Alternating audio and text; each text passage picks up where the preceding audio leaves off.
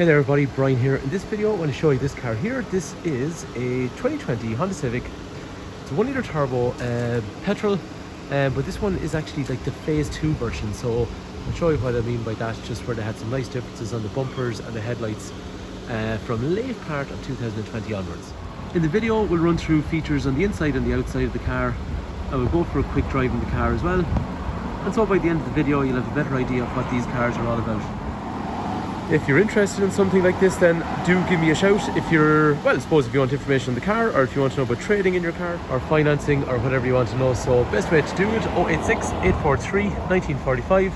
Call, text, WhatsApp, and I'll run through the information with you. Anyway, let's start having a look around the car. I think we'll start off by going for a drive in the car. So the cabin, like, if you look at the way the dials and the screen and stuff is laid out, like, it's fairly driver focused, so they're nice, easy, clear dials to use. And then, like, in a more panoramic way, looking around the car, you sit low in the car, there's good visibility in the big windows and the big windscreen, and actually the wing mirrors are quite big as well. It kind of reminds me of the Lexus IS220s before they had big wing mirrors, so it's good for visibility. The engine then is a 1 litre turbocharged engine, so 124 horsepower in this one, and realistic fuel efficiency kind of 6.5 litres, you know, kind of 40-ish, 45 miles per gallon, something like that. Big reverse camera then in through the centre, and in terms of like all the controls, like, this is quite a new car, so as you'd imagine the controls feel good. Brakes, clutch, steering, all that kind of stuff as well. The engine feels responsive, but you'd imagine that it's, you know, quite a new car.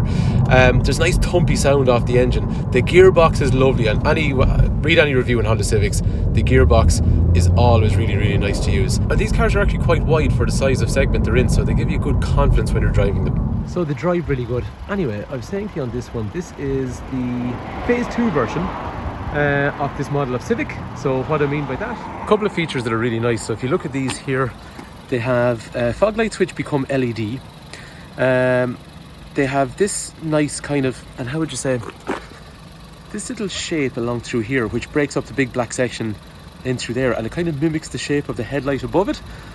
So I think that looks really nice on the front of them. The headlights here are LED, so that's for like a dipped headlight, daytime runner, which, okay, they all had that anyway, but the dipped headlight and the full headlight are LED, which the previous phase wasn't, and the indicator becomes LED as well, so they look really classy and upmarket. And then on the rear of the car, again as a phase 2, you get this insert along here. It's a more vented kind of section with kind of gloss black around here. So when you compare them, if you look at the one on the right, it's got halogen headlights and it's got these big black sections in through here, whereas this one's all LED and it has the nice inserts through there as well. Similarly on the rear, if you look at the rear, it's got a big kind of honeycomb section along through here. This one has a nice insert which breaks up that section, but also the section has more detail on it with a kind of more of a gloss black edge, and it makes the honeycomb section a bit smaller. So again, small little things, but I just think they're quite nice. So this is the phase 1 and that's the phase 2. There's not a massive difference on the interiors. However, one point to note, on a phase 1 you have this flat screen along here with no external buttons, whereas this phase 2 that we're talking about in this video, it starts to get a volume button. Sounds like a small thing, way easier to use, and it also got shortcuts, so no matter where you were in a menu you could just shortcut back straight to where you wanted to be, so it's more convenient to use.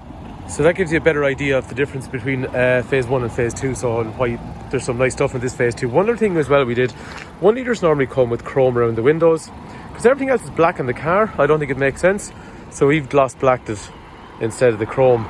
So now there's only 2 colours in the car, so when you're looking around it, polished metal is the name of the metallic grey colour that the car came in. So that looks really nice, and everything else on the car is pretty much black then, so I think that makes much more sense. It's more aggressive looking. This particular example is a one owner from new car. The previous owner, or the first owner in the car, well, the only owner in the car, that was his 3rd Honda Civic that he bought from us, so we know the car well.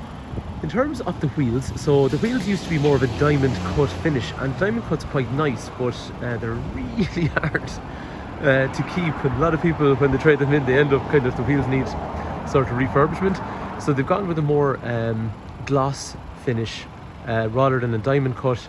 So what I mean by diamond cut, like this Hyundai Tucson has a kind of shiny reflective finish on it, whereas this wheel, so like that's like a lacquer finish that goes over it, makes it really shiny.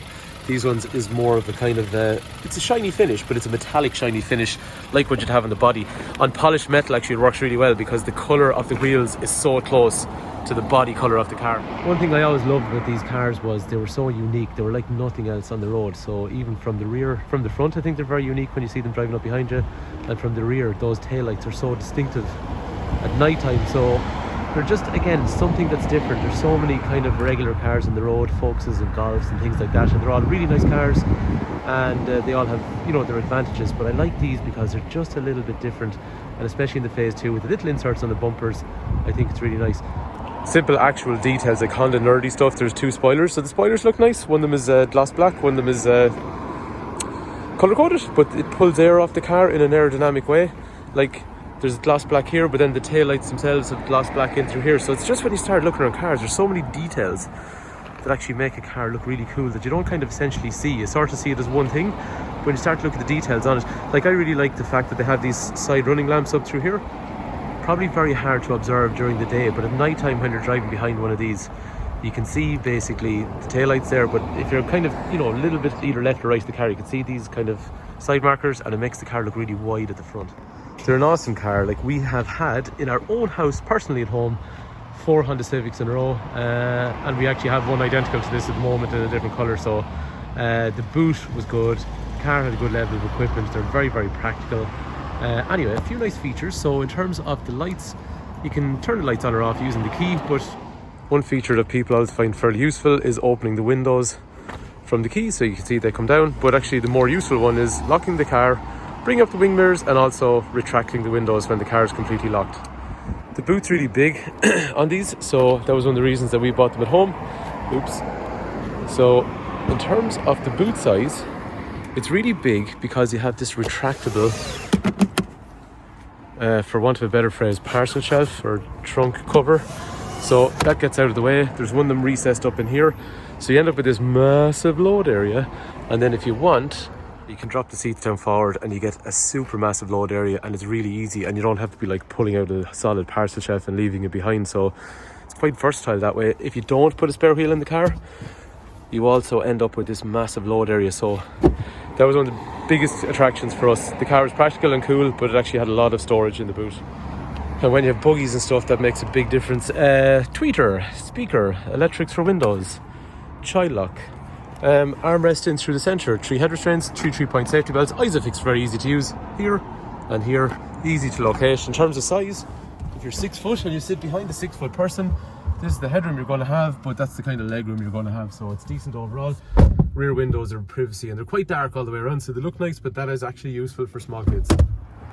In the front, the wing mirrors come back out when I open up the door. So electrics for windows and mirrors, tweeter and speaker again, so the stereo system's good, isn't it? Electronic dash when I start it up, so you get kind of a Honda display and then a sort of sequence as the car starts. In terms of the features, I'm going to get out of the sunlight here.